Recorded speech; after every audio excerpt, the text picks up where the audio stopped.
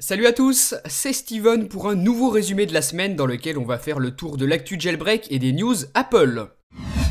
Weather Icon, ce célèbre tweak Cydia qui permet d'afficher la météo en temps réel sur l'application de votre choix au lieu d'ouvrir l'application elle-même, est désormais compatible avec iOS 6. Vous pouvez sans souci l'utiliser sur votre iPhone, votre iPod Touch ou votre iPad.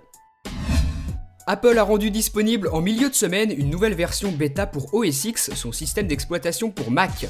La première version bêta d'OS X 10.8.4 apporte très peu de nouveautés notables et propose principalement des corrections de bugs et des améliorations de performance. Comme je vous le disais à l'instant, il s'agit de la première version bêta d'OS 10.8.4 et il faudra sans doute attendre plusieurs semaines et plusieurs versions bêta avant que celle-ci soit disponible en version finale pour tous. L'annonce a été faite officiellement, Apple présentera les résultats financiers du deuxième trimestre 2013 ce 23 avril. Ce sera l'occasion pour nous de connaître les chiffres de vente des différents iPhone, iPod Touch, iPad et Mac qui s'étaient très bien vendus le trimestre précédent puisqu'Apple avait engendré un chiffre d'affaires de 54,5 milliards de dollars, c'était un record. Selon une source visiblement très bien informée, le Wall Street Journal annonce que la production du futur iPhone, le présumé iPhone 5S, débutera ce trimestre-ci. Les rumeurs qui annonçaient donc une sortie de l'iPhone 5S pour cet été pourraient très bien être fondées, en tout cas elles correspondent parfaitement avec cette dernière information. Concernant l'iPhone low cost, le Wall Street Journal a également obtenu des informations. Il disposerait de la même taille d'écran que l'iPhone 5, soit 4 pouces, mais par contre serait équipé de matériaux bien moins coûteux, donc de moins bonne qualité, et ce présumé iPhone low cost sortirait plus tard que l'iPhone 5S. Concernant toutes ces informations sur ces deux nouveaux smartphones, je vous rappelle qu'il s'agit principalement de rumeurs et qu'Apple n'a strictement rien confirmé. Alors qu'on parlait à l'instant d'une possible sortie de l'iPhone 5S pour cet été, il en est un autre qui lui aura probablement du retard, c'est iOS 7.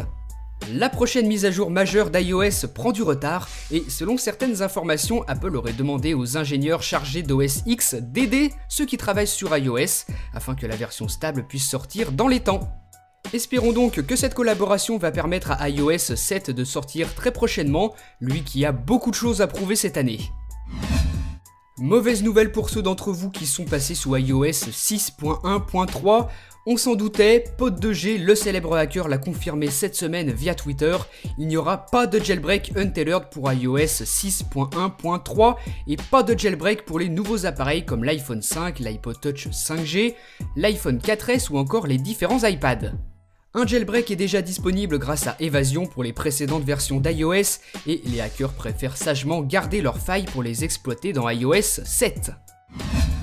Malgré le fait qu'il n'y aura jamais de jailbreak untethered comme on vient de le voir à l'instant, iOS 6.1.3 reste très populaire puisqu'il est installé sur la majorité des appareils compatibles.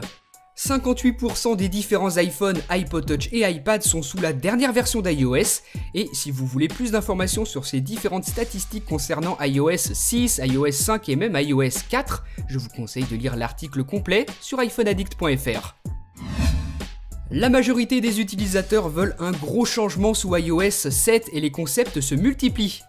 Sans cesse plus imaginatif au fil des semaines, les développeurs regorgent d'idées pour le futur système d'exploitation d'Apple et le proposent sous forme de vidéos.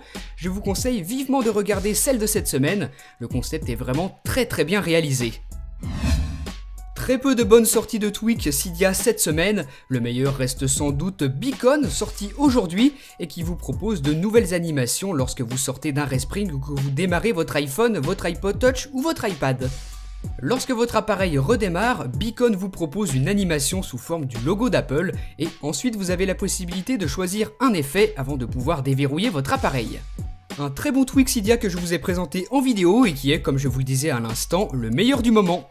Une semaine donc relativement pauvre en tweaks de qualité et espérons que nous ayons quelque chose d'un peu plus intéressant vendredi prochain dans le résumé de la semaine.